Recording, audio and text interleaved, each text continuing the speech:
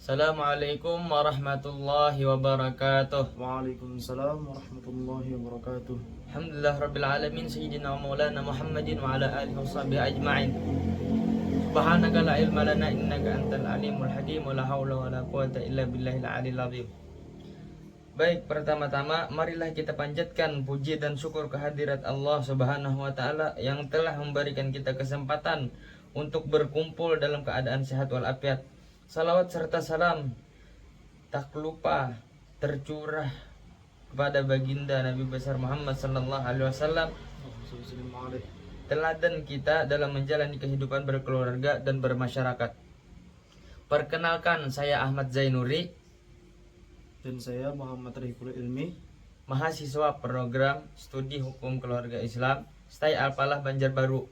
Pada kesempatan yang mulia ini saya ingin menyampaikan materi singkat tentang topik yang sangat relevan dengan kehidupan umat Islam, yakni nikah siri dan poligami.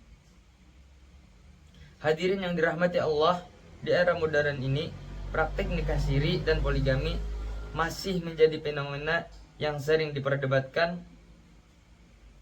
Di satu sisi, nikah siri dianggap solusi praktis bagi sebagian masyarakat. Yang pertama, nikah siri. Definisi: pernikahan tanpa wali, sah secara agama tetapi tidak dicatat negara atau dirahasiakan. Contoh, pernikahan karena faktor ekonomi, takut stigma sosial, atau menghindari aturan, misalnya pegawai negeri. 2. Hukum Islam, sah jika memenuhi syarat dan rukun, calon mempelai, wali, saksi, dan ijab kabul. Ulama berbeda pendapat tentang keharusan saksi, tetapi mayoritas menekankan pentingnya saksi untuk menjaga fitnah, misalnya tuduhan zina. Yang ketiga, status hukum di Indonesia, sah secara agama menurut pasal 2 Undang-Undang Nomor 1 Tahun 1974. Tetapi pencatatan di KUA diperlukan untuk kekuatan hukum.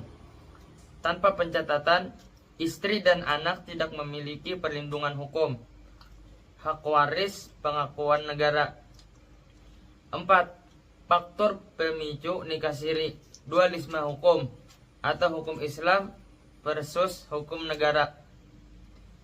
Biaya mahal, dispensasi pernikahan rumit, hamil di luar nikah, dan kurangnya pemahaman masyarakat.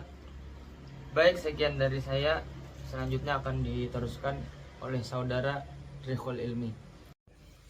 Oke, melanjutkan dari teman kita tadi, Ahmad Zainuri. B. Poligami. 1. Definisi: pernikahan seorang laki-laki dengan lebih dari satu istri, maksimal 4 dalam Islam. Dasarnya Quran Surah An-Nisa ayat ke-3, dengan syarat adil dalam nafkah dan perlakuan.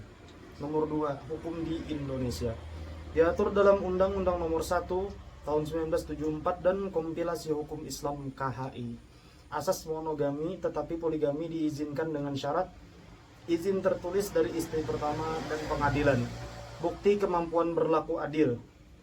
Pelanggaran syarat adil dapat menjadi alasan perceraian atau sanksi.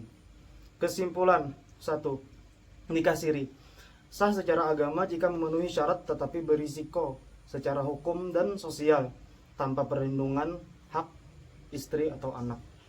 Pencatatan di KUA sangat dianjurkan untuk kepastian hukum. 2. Poligami diperbolehkan dalam Islam dan hukum Indonesia dengan syarat ketat, keadilan, izin istri, dan pengadilan. Kontroversial karena potensi ketidakadilan gender, tetapi memiliki dasar normatif dalam situasi tertentu, misal perlindungan janda. Rekomendasi: sosialisasi pentingnya pencatatan nikah untuk menghindari risiko hukum, penegakan syarat ketat poligami untuk pencegah penyalahgunaan. Hadirin yang berbahagia, demikianlah paparan singkat mengenai nikah siri dan poligami dari perspektif hukum Islam dan sosial. Kita telah memahami bahwa meskipun nikah siri sah secara agama, ia berpotensi menimbulkan masalah hukum dan ketidakpastian bagi keluarga.